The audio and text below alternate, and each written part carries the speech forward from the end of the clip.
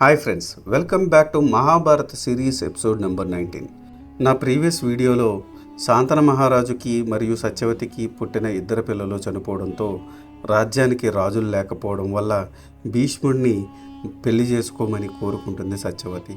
కానీ భీష్మ ప్రతిజ్ఞ వల్ల తను పెళ్లి చేసుకోలేని దానికి ప్రత్యామ్నాయంగా దేవర న్యాయం చేయవచ్చని చెప్పడంతో వ్యాసుని పిలిపించింది సత్యవతి. ఆ తర్వాత ఏం జరిగిందన్నది ఈ వీడియోలో చెప్పబోతున్నా. So let's get into the video. ముందుగా దేవర న్యాయము అనగా ఎవరైనా ఒక మహారాజుకు సంతానము లేనప్పుడు కానీ సంతానహీనుడిగా మరణించినప్పుడు కానీ ఆ మహారాజు భార్య ఒక వేద విధుడు, పుణ్యచరితుడు, సద్గుణ సంపన్నుడైన బ్రాహ్మణుడితో సంగమించి సంతానము పొందవచ్చు. సత్యవతి తన పెద్ద కోడలు అంబికను ఆ రోజు రాత్రి వ్యాసుని వద్దకు పంపింది. వ్యాసుడు వచ్చాడు. సన్నగా, నల్లగా, పొడుగ్గా, జడలతో వికృతంగా ఉన్న వ్యాసుని చూసి భయంతో కళ్ళు మూసుకుంది అంబిక. వ్యాసుడు ఆమెకు పుత్రదానం చేశాడు. అంబికకు మహాబల పరాక్రమవంతుడైన కొడుకు పుట్టాడు. కానీ సంగమ కాలంలో ఆమె కళ్ళు మూసినందుకు గుడ్డివాడిగా పుట్టాడు. అతనే ధృతరాష్ట్రుడు. సత్యవతి తన రెండవ కోడలు అంబాలికను వ్యాసుని వద్దకు పంపింది. వ్యాసుడు రాగానే అంబాలిక భయంతో ఉడికిపోయింది, తెల్లగా పాలిపోయింది. అందుకని ఆమెకు మహాపరాక్రమవంతుడు, గుణవంతుడు, వంశకర్త అయిన కొడుకు పుట్టాడు. కానీ సంగమకాలంలో ఆమె పాలిపోయినట్టు అయినందున ఆ కొడుకు పాండువర్ణం అంటే తెల్లని వర్ణంతో పుట్టాడు. అతనే పాండురాజు. కానీ అంబాలికకు గుడ్డివాడైన కొడుకు పుట్టినందుకు దుఃఖించింది సత్యవతి. మరొక కుమారుడిని ప్రసాదించమని వ్యాసుడి కోరింది. దానికి వ్యాసుడు సమ్మతించాడు. మరొక రూపవంతుడైన పుత్రుని ప్రసాదిస్తాను అని అన్నాడు. వెంటనే సత్యవతి పెద్ద కోడలు అంబాలికను మరలా వ్యాసుని వద్దకు వెళ్ళమని కోరింది. కానీ అంబాలికకు వ్యాసుని వద్దకు వెళ్ళి సంగమించడం ఇష్టం లేదు. కానీ అత్తగారి మాట కాదనలేక తన దాసి దానికి తన మాదిరి అలంకరణ చేసి వ్యాసుని వద్దకు పంపింది. ఆమె దాసి కాబట్టి ఆమె వ్యాసుని చూసి భయపడలేదు, అసహ్యించుకోలేదు. హాయిగా వ్యాసునితో కామక్రీడలలో తేలిపోయింది. కాబట్టి ఆమెకు మాండవ్య మహాముని శాపం కారణంగా యమధర్మరాజు ఆ దాసి గర్భంలో ధర్మవిధుడు, సర్వలక్షణ సంపన్నుడైన విదుడుగా జన్మించాడు. ఇప్పుడు జన్మేజయుని మహారాజుకి ఒక సందేహం వచ్చింది.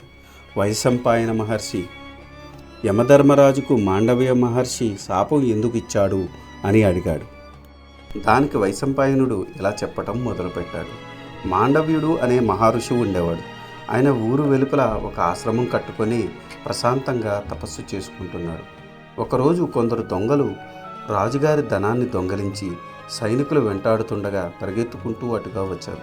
అక్కడున్న ఆశ్రమం చూసి అందులో దాక్కున్నారు.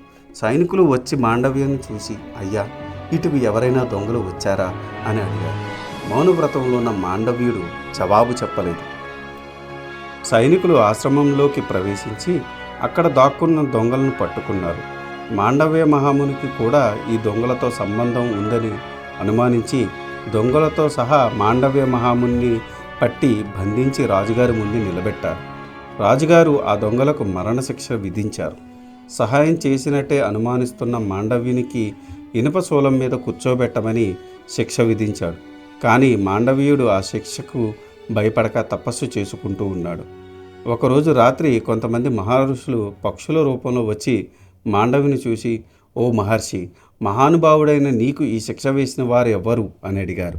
దానికి మాండవ్యుడు నవ్వి, నా పూర్వజన్మ పాప ఫలాన్ని అనుభవిస్తున్నాను, దీనికి ఒకరిని నిందించాల్సిన పని లేదు అన్నాడు. ఆ విషయం అక్కడ కాపలా ఉన్న భటులు విని రాజుకు చెప్పారు. రాజుగారు వెంటనే అక్కడికి వచ్చి మాండవ్యుని కింద దింపమని ఆజ్ఞాపించాడు. కానీ ఆ శూలం అతని శరీరం నుండి వెలుపలకి రాలేదు. అక్కడికి దానిని నరికించారు. శూలంలో కొంత భాగం శరీరంలో మిగిలిపోయినందుకు మాండవ్య మహామునికి అనే పేరుతో ప్రసిద్ధి చెందాడు. తరువాత ఆ మాండవ్యుడు యమపురికి వెళ్ళాడు. యమధర్మరాజా, మహారాజు నాకు అంతటి శిక్షను వెయ్యడానికి నేనే తప్పు చేశాను అని అడిగాడు. మహాముని, నువ్వు నీ చిన్నతనంలో ఒక తూనీగలను పట్టుకుని చిన్న చిన్న మేకులకు గుచ్చి ఆనందించావు. అందుకని ఆ ఫలం ఇప్పుడు అనుభవించావు. అని అన్నాడు యముడు. దానికి మాండవ్యునికి కోపం వచ్చింది. యమధర్మరాజా, పిల్లలు 14 ఏళ్ళు వయసు వచ్చే వరకు బాలురు అని పిలువబడతారు. ఆ వయసులో ఏది తెలిసి చెయ్యరు. కాబట్టి ఈరోజు మొదలు 14 ఏళ్లలోపు పిల్లలు ఏమి చేసినా అది తప్పు కాదు, పెద్దగా పాపం కాదు. కానీ 14 ఏళ్ళ లోపు పిల్లలకు ఎవరైనా అపకారం చేస్తే అది పెద్ద తప్పు అవుతుంది. కానీ యమధర్మరాజా, నేను బాల్యంలో చేసిన చిన్నపాటి తప్పుకు నాకు ఇంత పెద్ద శిక్ష విధించావు. కాబట్టి నువ్వు శూద్రయోనియందు జన్మించు అని శాపం పెట్టాడు. అందుకని యమధర్మరాజుకు వ్యాసుడి వలన దాసి దాని గర్భంలో నుండి విదురుడుగా జన్మించాడు అని వైశంపాయనుడు జన్మేయునకు వివరించాడు. ఇంతటితో మహాభారతము ఆదిపర్వము చతుర్దాశ్వము సమాప్తమైంది. సో ఇది ఈనాటి వీడియో. ఇలాంటి ఇంట్రెస్టింగ్ వీడియోస్ కోసం మీరు చేయాల్సిందల్లా మా ఛానల్ సబ్స్క్రైబ్ చేసుకొని బెల్ నోటిఫికేషన్ ఆన్ చేసుకొని పెట్టుకోండి. ఈ వీడియో కనుక మీకు నచ్చితే do like, share and subscribe. Thanks for watching. జై సనాతన ధర్మం.